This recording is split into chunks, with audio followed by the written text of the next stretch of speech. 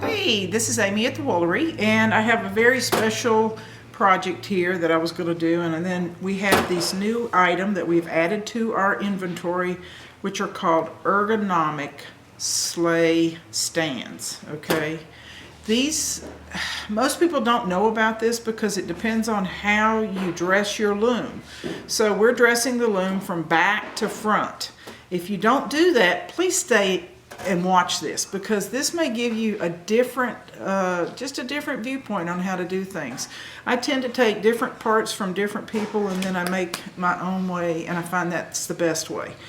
The reason why I really like these is over 30 years of weaving rugs, and just weaving, it's very taxing on the body. I have a bad back now. I'm not one of these people that can bend over and look into a reed and try to slay things. So these, actually I've used before in another job, but these are ones we've made and I love them. They're lightweight, we can ship them, and they're great. But let me explain what they do by showing you, because that's the easiest way. So pre-slay is a specific way you dress your loom. Okay, so we're going to pre-slay a reed instead of using a rattle. Okay, so the stand comes with a part that hangs off the back and it has a beveled part. I tend to put the sticks on the outsides like this, not on the inside, so they're like this. Okay, because some people have done them like this and then the sticks on the inside. So I tend to put them with the stick on the outsides. Okay, so like this. All right, this is a small warp. Hopefully I'll have a larger warp later on we can show, but I'm just going to demonstrate how to set them up. All right, so I have my reed. My reed's going to actually sit right here, and it is at a beveled angle, which allows me to see in the holes much easier. Granted, I'm still standing. Love it. So this is the angle right here. It's not a 45, but it is a nice angle. So this one sits in there. So it's not flat, it's at an angle. So it sits this way, and I'm able to put my reed hook in easier because I can see it. Right here, leash sticks. You have to have your leash sticks. Most people who do front to back don't use leash sticks. Back to front, you use leash sticks. This is my leash stick holder right here. This stick, actually I'm going to use, but it's going to be pretending to be my back beam stick, but you do need it, and I'll show you how you need to use it later. So technically this is how it's set up. It's real simple. So before I do anything, I'm going to put my warp onto my leash sticks with my cross. Once I do that, I'm going to secure my leash sticks to this so that they don't fall off, because if you lose this, you're going to lose your warp, and you don't want to do that. Okay, so everything is made to stand. So now we're going to start to do this part. All right, so I made a baby warp, just a tiny one, and I have a cross right here. So this is the first part, right here's my second part. So it's like a figure eight is what I tell some people. So in this one, normally you would have this as the cross. So I'm going to put one of my sticks behind, one of my sticks in front. All right, and that's going to be my cross. So there's two ways you can attach this. I'm kind of overzealous because I don't want to lose. Rubber bands right here, I have actually slid them onto the stick. I'm going to go under the actual stick, and then I'm going to secure that. That's just added. So you can do that very easily if you want to. Here's another one. All right, so I've got the rubber band. I'm going to slide it onto my leash stick, and I am sliding the rubber band past the stick that's protruding, because now from here I'm going to go under it, and as I go under right here, I'm going to stick it. It loops right back over it, and as it does it makes a U frame. It's a U. All right, so you can do that. Slide it over, take the string out. I'm still going to use it. Go over how it's passed, taking the rubber band under and around. They really stay on there well. Some people just use those. I'm kind of paranoid about my leash sticks. So then from here, notice I have it doubled. I'm going to take that in, slide it in, and then I'm going to just cross it over like your tennis shoes down to here. You don't want these together. You want them separated a little bit, and that'll make sense once you see how these slide. And I do an actual, just a half of a bow. I'll cross my finger poke this in, and I basically have one loop bow so that I'm able to pull this out very easily. So we go just one in there and down. Now, before I do any more on this, I do want to point out that this is normally you can use for floor looms, but as you notice, this is a rigid heddle. When people want to use a warp board or a warping mill to do their warps, you can use your rigid heddle on this one too. Okay, you might have to secure this a little bit more because it's not as long, and most people are maxing out. But this is great in a sense if you want to thread this in the slits right here. It's usually the same techniques. It's just another way to do this, because I have done this with rigid heddles and it works great.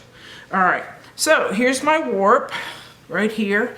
Notice I don't have a bunch of chokes in it, okay? I have one, and this one right here is going to sit on the edge of my table, and right here, believe it or not, is a brick. Usually I put it in a sock, but that's going to sit right there. That's going to hold it. The reason being is I want to be able to pull on this without it going through the rest of the warp. So I've got a really tight choke. Got it put right here. All right, so to start with, before I do anything, I'm going to have to undo this, and I'm going to spread this out on the actual leash string sticks that you can see where I can start slaying. All right, I'm not going to get into what my dent is or anything like that. I'm just going to show you how easy it is to slay.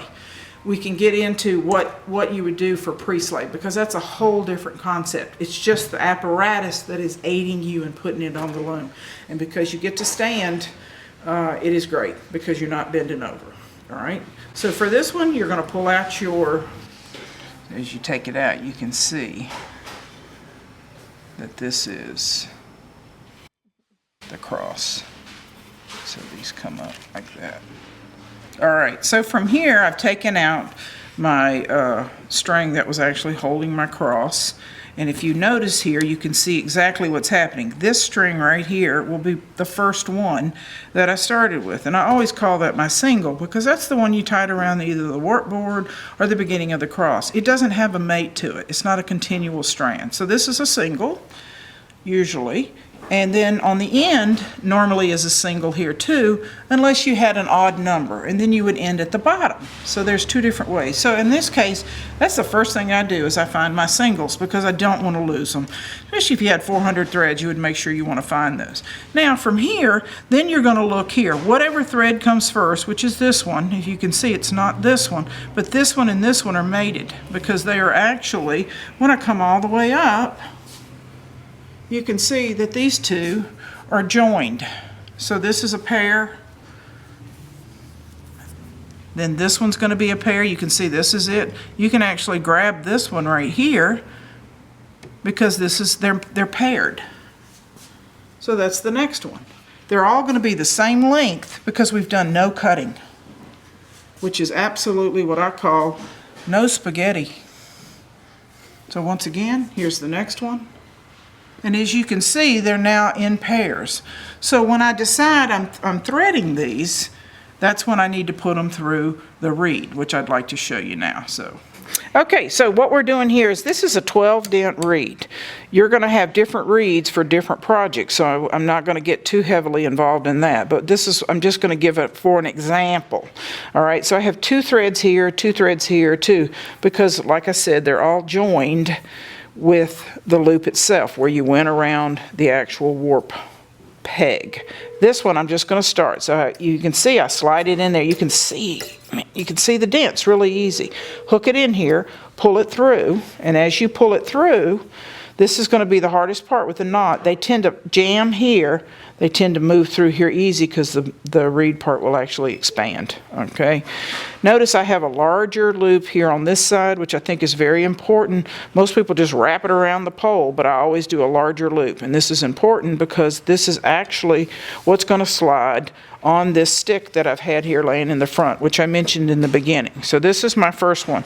Pretend like this is the back stick on your back beam, okay? You just want to keep it all in one place, all right? So that's there. Next one, okay? So from here, and like you said, these are the ones. So I'm looking right here. This is my pair. I know this one's first, this one's second. I'm going to go in here. I'm going to skip every other one, okay? So I did one, I skip that one, go in here, loop it, and as I loop here, pulling this one through, I need to put this on the stick, because if I don't, then I'm going to be missing him. All right, next one. So it's the next two here, and sometimes people do them one at a time, or they lay 4 out and do them. It just depends. So like I said, there's one slayed, skip one, do this one. When I pull it through, I got to put it on the stick. This is next, right to here, loop. People say, how do you turn your hook? Some people hook down. I tend to hook up. It's just a thing with me. I mean, so like I said, try what you've used to doing. If it doesn't work, then try something else. So I'm skipping one, going to the next one. But you can see right now how easy it is to see the dents instead of bending over. If I had that many in there, and I've skipped one, so that's 2, 4, 6, 8, 9, because that's a single. Once I put the other one in, that should be about an inch right there. I'm going to use a 12 dent, and I've basically got the same number of ends in the inch. So I'm back again. So what I've done is I have finished slaying this little 1 and a 2-inch, maybe smaller section, just to show a little bit of it. What we're going to do is I'm going to have a larger project on this particular blocks, and I'm going to show you how to transfer the whole apparatus to a loom, how to actually just tie it on the back beam, and it's really doesn't take much time. So, but like I said, I've put everything here on the actual stick. So everything that came out of the reed is on here, and you can see it's one length. It's really easy. So this part really goes here. Normally I would just take, it's easier, believe it or not, and I have tons of rubber bands.